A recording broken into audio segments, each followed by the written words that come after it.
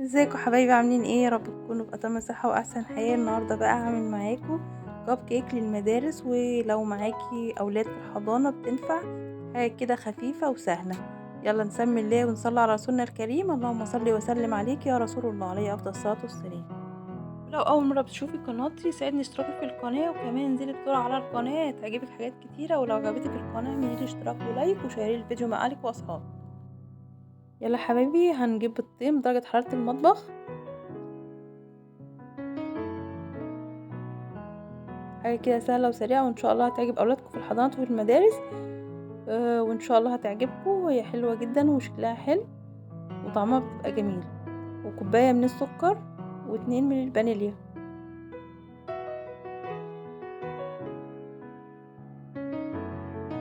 بالشكل ده يا حبايبي. وهنضرب الحاجات دي كلها لحد ما يبقى درجة البيض معانا فاتح.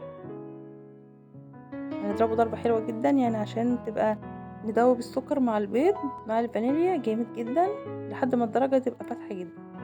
اهو بالشكل ده كده. اهو الدرجة بدأت تفتح معايا. بس هنضيف 3 معالق من الزيت.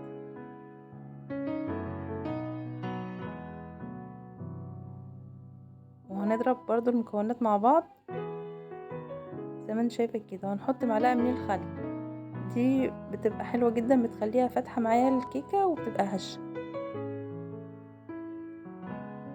اهو بالشكل ده.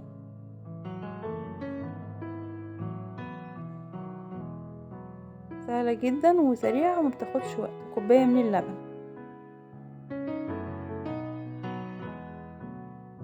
كمان معايا كوباية من المية السخنة.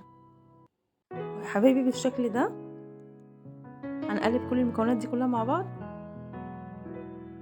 هنضيف كوبايتين من الدقيق، هنكون بنخللهم او نخلهم زي ما انتوا شايفين كده معايا، كوباية كوباية.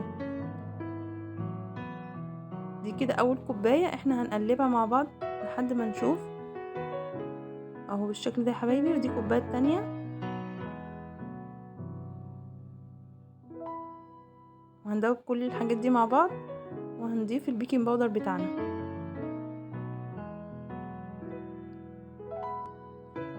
اهو حبايبي كده. وهنجيب بقى القوالب بتاعة الكب كيك، وهنضيف الورق بتاع الزبدة. حاجة كده سريعة وسهلة وكمان ما بتاخدش وقت، وان شاء الله هتعجب اولادك في الحضانة او في المدرسة. بجد طعمها حلو قوي وكمان شكلها حلو، وان شاء الله هتعجب اولادكم في الحضانة او في المدرسة. ولو عجبك الفيديو حطيلي لايك وشيري الفيديو مع اهلك واصحابك، وان شاء الله هتعجبك. كمان ضفت معلقة من الكاكاو.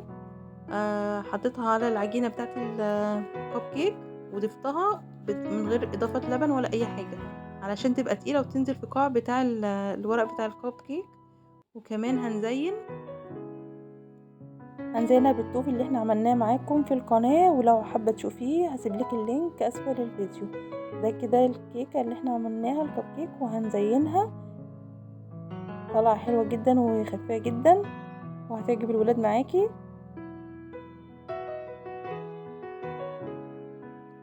ده كده كان شكلها. حاجة سهلة كده وسريعة، وكمان ممكن تزينيها او تحط لها الطوفي ده من جواها. ده كده كان شكلها بعد ما خلصنا الفيديو.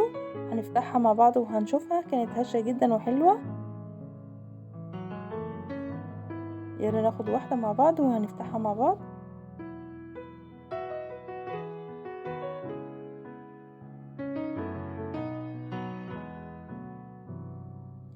اهي كانت هشة جدا وخفيفة. وكمان معلقة الكيكة العجينة اللي انا حطيت عليها كاكاو كانت تقيلة، ما حطيتش لبن تاني على العجينة عشان تنزل في القاع بتاع كل ما بتكون التقيلة بتنزل جوه الكيكة من جوه، ما بتبقاش على الوش. يلا بقى لو الفيديو عجبك اعملي لايك واشتراك، وان شاء الله يعجبكم الفيديو، ونلاقيكم في فيديو جديد وعلى خير ومع الف سلامة.